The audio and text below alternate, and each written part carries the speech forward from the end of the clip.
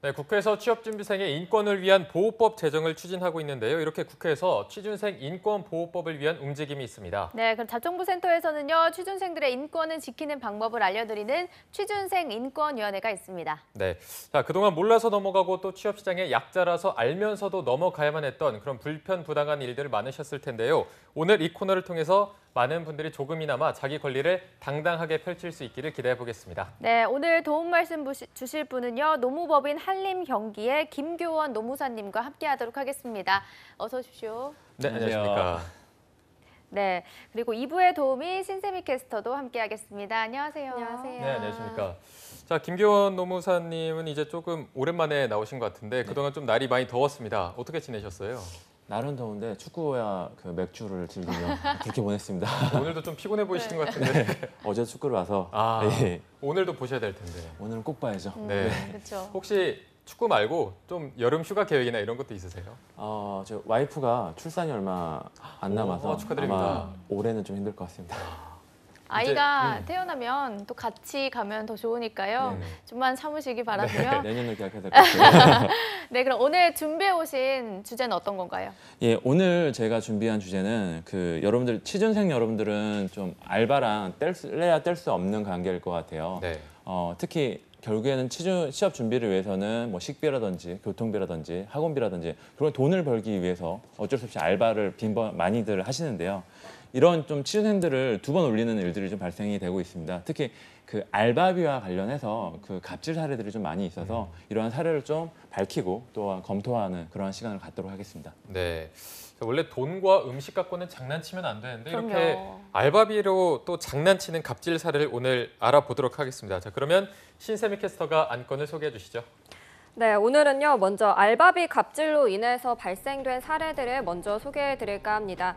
첫 번째 사례는요, 대학에서 디자인을 전공한 A양은 지난해 한 네일아트 회사로부터 광고 전단지를 만들어 달라는 단기 아르바이트를 제안받게 됩니다. 하지만 회사 측은 전단지를 만들어주는 대가로 현금이 아닌 10만 원 상당의 네일케어 상품을 지급하겠다고 한 사례입니다. 네, 다음 두 번째 사례는요.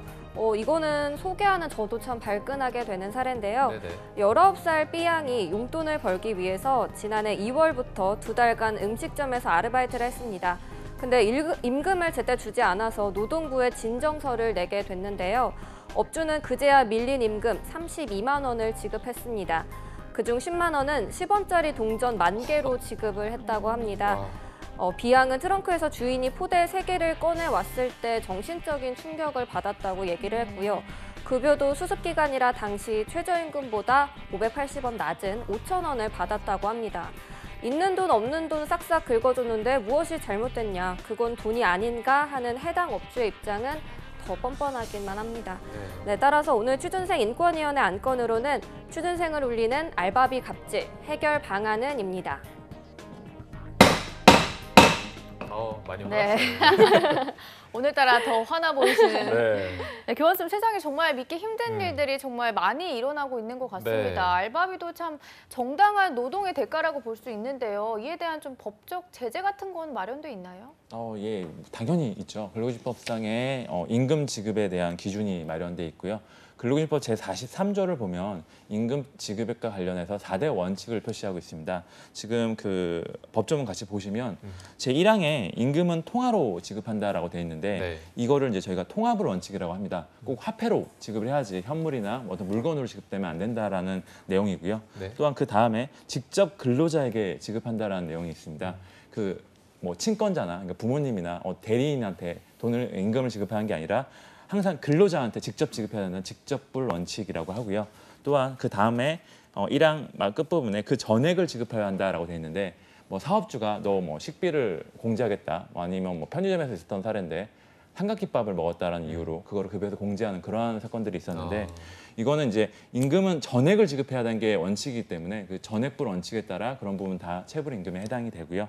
또한 2항에 보시면 임금은 매월 1회 이상 일정한 날짜를 정하여 지급한다라고 되어 있는데 이게 이제 정기불 원칙이라고 합니다. 저희 이제 월급제 근로자들 같은 경우에는 매달 동일하실 것 같은데 한 달에 어떤 특정한 날짜를 정해서 그 달 임금을 받으시잖아요. 네네. 마찬가지로 아르바이트생들도 이런 기준에 적용이 됩니다. 네. 자, 저희가 앞서 두 가지 사례를 살펴봤는데 이 사례를 실제 지금 바로바로 법적인 설명과 함께 들으면 많은 분들이 도움이 될 것 같아요.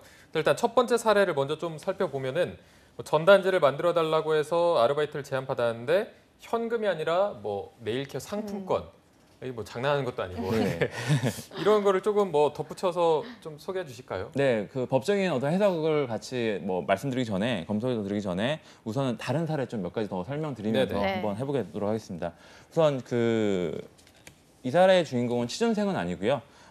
그 아르바이트를 시작한 한 주부의 이야기입니다. 네. 아기를 낳은 뒤에 경제적인 어려움 때문에 그 옷을 파는 매장에 아마 취업을 한 것 같습니다. 아르바이트를 네. 시작하게 네. 됐는데 한 달 되기 한 이틀을 남겨놓고 해고 통보를 받았고요. 이것도 억울한데 사업비 어렵다라는 이유로 임금 대신, 그러니까 돈 대신에 옷으로 어떤 임금을 알바비를 대신하였다고 합니다.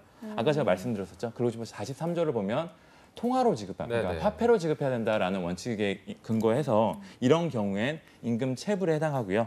뭐 장사가 잘 되지 않는다는 이유 등으로 임금 대신 회사 생산품을 지급하는 어떤 그런 사례가 상당히 많습니다. 네. 돈이 필요해서 일을 한 건데 자꾸 돈 대신 다른 걸 자꾸 주려고 하네요. 그렇죠. 이런 비슷한 경우가 또 있나요? 또 있습니다. 뭐 대한민국 사람이라면 어떤 이 우유업체는 꼭 아실 만한 업체인데요. 이 우유업체 같은 경우에도 이제 우유 소비가 좀 줄어드니까 결국에는 임금 대신에 그 설마. 일부를 우유와 우유로 치즈로 치즈로 지급하는 사례가 있습니다. 유통기한도 짧은데 이걸 어떻게 해야 될지 네. 모르겠으나 진짜 어쨌든 치사하네요. 회사의 우월적 지위를 이용해서 근로자한테 이제 지급하는 사례고요.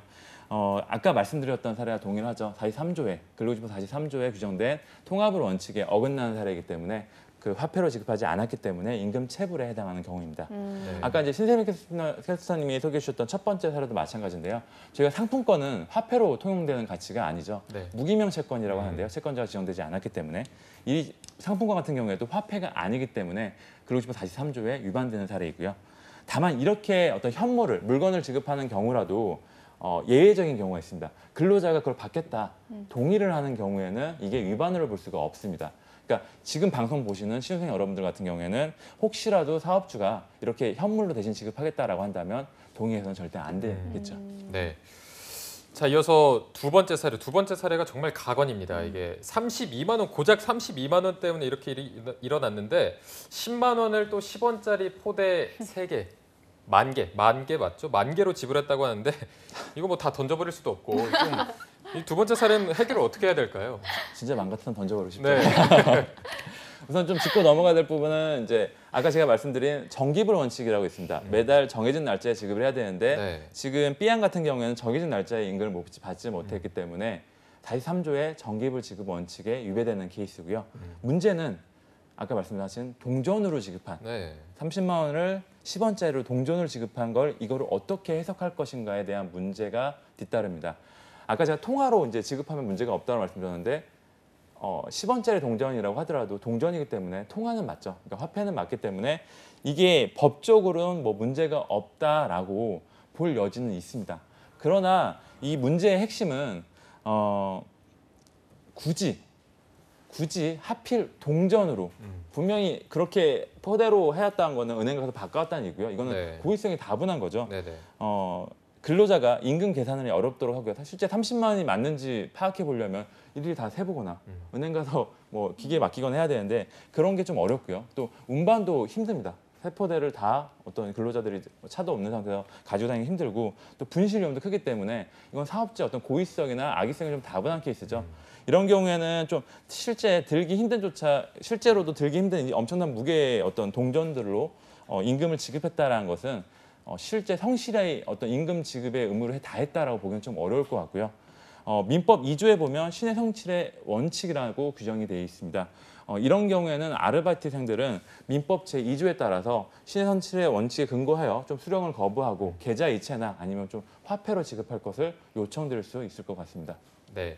자, 저희가 정말 오늘 열받는 사례들을 몇 가지 살펴봤는데 첫 번째 상품권이 무기명 채권이기 때문에 이거를 거부할 수가 있다고 하셨는데 이거를 정당하게 거부를 했을 때 보통 상대방이 받아들이나요? 이거를 받아들일 의무 생각이 없기 때문에 이렇게 생각 없이 상품권으로 주는 것 같은데 이렇게 좀 거부했을 때 그 상대방이 그거를 또 거부한다면 우리 취준생분들은 어떻게 해야 될까요? 우선은 만약에 그걸 받아들이셨다라고 한다면 이건 동의에 해당되기 때문에 네. 추후에 현금에 대한 지급에 대한 부분을 따질 수가 없습니다. 근데 만약에 거부했고 뭐 거부하는 경우 사업주는 보통 이러죠. 안 받으려면 말어. 난 분명히 줬어. 네네. 네가 거부한 거야. 네. 이런 식으로 나올 텐데 이런 경우에는 지금 사업주가 법을 잘 모르기 때문에 뭐 그렇게 얘기를 하는 거고요. 실제 이런 경우에 상품권을 지급을 한다든지 아니면 현금 지급을 거부했다든지 이런 경우에는 노동청에 진정을 제기하면 다 사업주는 처벌을 받기 때문에 그 전에 아마 임금 지급이 완료될 것으로 생각이 됩니다. 네. 네.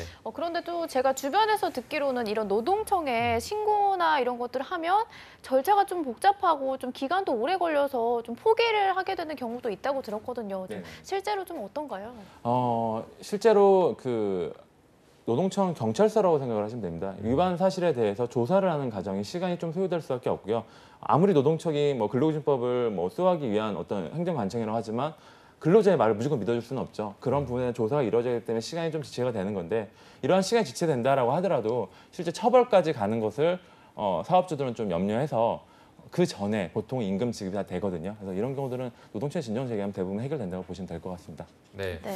오늘은 교원쌤 눈 주변이 빨개질 정도로 굉장히 또 화나서 눈에 불을 켜고 말씀해 주셨는데 좀 이런 약자를 상대로 한 횡포가 근절이 돼야 할 텐데 이런 부분에서 좀 신의 한 수, 뭐 촌철살인 한마디 한다면 어떤 게 있을까요? 역지사지라고 좀 생각을 해주셨으면 좋겠습니다. 오늘 좀 사업주들한테 말씀드리고 싶은데요. 어느 고객이 8,000원짜리 음식 시켜 먹고 1,000만 원짜리 수표 내밀면서 거스름돈 달라라고 하면 기분이 좋지는 않으시겠죠. 거기에 거스름돈 동전으로 달라라고 한다면 열받으시겠죠. 마찬가지라고 생각이 듭니다. 또한 8,000원짜리 음식 시켜 먹고 8,000원짜리 책으로 대신을 한다. 예를 들어서 취준생 대신한다. 받으시겠습니까? 당연히 안 받으시겠죠. 그렇죠. 동일합니다. 그러니까 아무리 믿고 아무리 열받는다고 하더라도 뭐 알바생이 일을 제대로 못해서 열이 받는다고 하더라도 같은 사람이고요. 또 같은 어떻게 좀 자녀 같은 입장이신 거니까 좀 이런 부분 이해를 해주시고 더군다나 취업난에 허덕이는 취준생들입니다. 네. 이런 부분 좀 배려가 좀 필요할 것 같습니다. 네, 맞습니다. 역지사지라는 말이 정말 와닿는 것 같아요. 네. 음식점에서 좀 밥을 먹어도 돈이 좀 적게 나오면 카드를 내는 것도 좀 죄송하다는 그렇죠. 마음이 들 때도 있었는데 네. 이렇게 알바비를 지급할 때는 돈 주는 게 아까워하시는 업주들은 정말 반성하셔야 할 것 네. 같다는 생각이 듭니다. 네. 그래서 마지막으로 세미캐스터도 저번에 주변 친구들이 막 알바비 못 받는 경우도 있었다고 말한 적 있었던 것 같은데 오늘 많이 열받았을 텐데 네. 한마디 해주시죠. 저는 간단하게 한마디 드리고 싶은데요. 임금을 줄 수 없으면 사업을 안 하셨으면 좋겠습니다. 그냥 사업을 접으셨으면 좋겠습니다. 네. 이게 짧지만 또 굉장히 강렬한 한마디를 해주셨는데 자, 오늘 정말 두 분 다 맘먹고 촌철살인 한마디까지 해주셨습니다. 오늘도 교환쌤이 또 현직 노무사로서 취준생의 입장에 서서 권리에 대한 열변을 토해 주셨는데요. 오늘 두 분, 김기원 노무사님, 신세미 캐스터 두 분 너무 고맙습니다. 고맙습니다. 감사합니다.